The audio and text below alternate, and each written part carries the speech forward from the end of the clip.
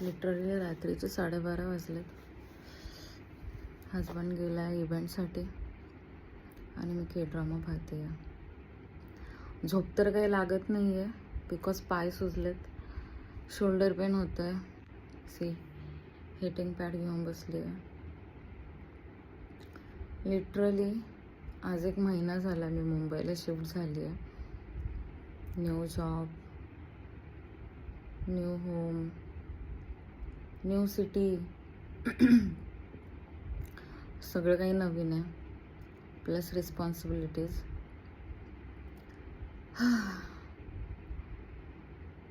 वाट लागली आहे, लिटरली वाट लागली आहे.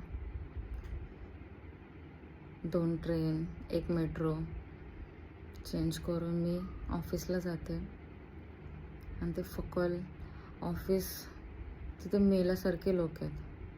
ना कोणी कोणाकडे पाहतं, ना कोणी कोणाशी बोलतं, ना कोणाला कोणाच्याही कसल्याही गोष्टीमध्ये इंटरेस्ट आहे.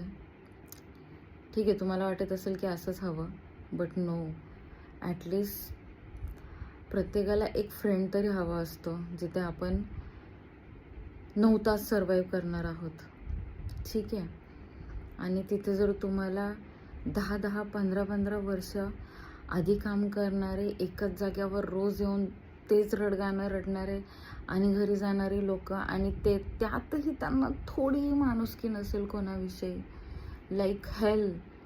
मी 1 मंथ झाला आहे माझी चेअर चेंज करायची आहे मला, बिकॉज ती चेअर एवढी त्रासदायक आहे की मला तिच्यावर बसताही येत नाही, ना ती कम्फर्टेबल आहे, आणि ती इकडून तिकडे इतकी फिरते लाईक हेल. आणि मला खूप त्रास होतो त्या चेअरचा. बट मी इतक्या वेळा रिक्वेस्ट, कंप्लेंट करूनही कोणाला काही फरक पडत नाही आहे. एवढी मोठी कंपनी आहे आणि तुम्ही जर एम्प्लॉईची एवढी छोटीशी गोष्ट जर तुम्ही इग्नोर करत असाल तर यार सिरियसली मला असं झालं, मी कधी जाईल तिथून. मला नाही राहायचं इकडे, मला पुण्याला जायचंय. मी किती खुश होती यार माझ्या प्रिव्हियस जॉबमध्ये माझ्या मम्मी पप्पांसोबत. मला नाही करमत आहे मुंबईला, खूप त्रास पण होतो यार. हे रोजचं जॉबला जाणं, एवढं ट्रॅव्हलिंग मी माझ्या लाईफमध्ये कधी केलेलं नाही आहे. आय डोंट नो मी हा व्लॉग का बनवते आहे, but I just felt like यार हे सगळं कधी संपणार आहे. आणि मला लवकरात लवकर या सगळ्यातून बाहेर निघायचं आहे. ॲटलिस्ट मला नवीन जॉब हवा आहे यार. मी नाही इथे सर्वाईव्ह करू शकत. मी एवढं ट्रॅव्हलिंग करून जाते आणि एवढ्या फालतूच्या ऑफिसमध्ये जाते की मला माझ्या जुन्या फ्रेंडची खूप आठवण येते. सिरियसली आय मिस संचिता यार. मी नाही करू शकत आहे रोजचं ट्रेनने ट्रॅव्हलिंग, ती मेट्रोची गर्दी, श्वास घ्यायला पण जागा नसते तिथे. लिटरली श्वास घ्यायला पण जागा नसते त्या मेट्रोमध्ये. एवढी भयानक गर्दी आहे ह्या मुंबईच्या मेट्रोमध्ये. लोक ना लिटरली एवढे भरून भरून जातात, बाप रे.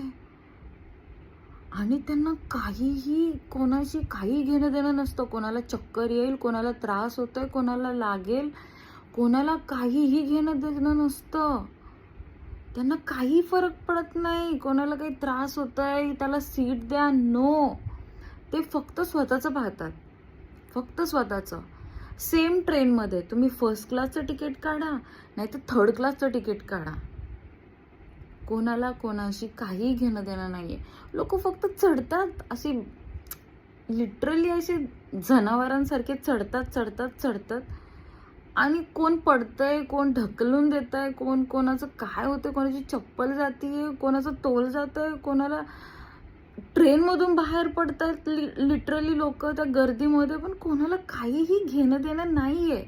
प्रत्येकाला फक्त जायचंय, तुमच्या डेस्टिनेशनला पोहोचायचं. अरे बट यार, तुम्ही स्वतःसाठी जाताय ते ठीक आहे, तुम्हाला तुमचे कामं आहेत, सगळ्या गोष्टी आहेत, आय ॲग्री. बट यार तुम्ही एक माणुसकी तर दाखवा. लाईक अशी कशी काय असू शकतात ही लोक? सिरियसली.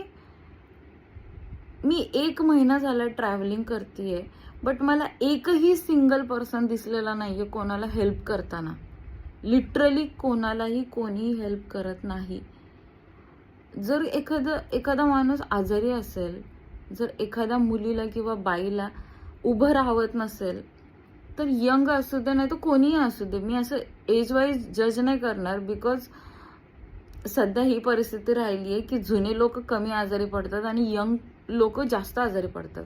बट माझा कन्सर्न हा आहे की खरंच ज्यांना गरज आहे ॲटलिस्ट तुम्ही त्यांना सीट तर द्या, त्यांना थोडी जागा तर द्या. मला वाटलेलं की मुंबई खूप छान सिटी आहे सिरियसली. आणि मी मुंबईला नावं नाही ठेवत आहे, बट इथले ज्या लोकांची मेंटॅलिटी ती खूप खराब आहे. इथे कोणीही हेल्प करत नाही कोणालाही. लाईक कोणीच नाही हेल्प करत. मी असं नाही बोलत की माझं पुणे खूप छान आहे किंवा तिथे काहीच अशा गोष्टी नाही आहेत, बट स्टील तिथे ह्या गोष्टी नाही होत. मी नाही पाहिल्या पर्सनली, होत असतील तरी माझ्या एक्सपिरियन्समध्ये मला कधीही दिसलेलं नाहीये. That's it. थँक्यू.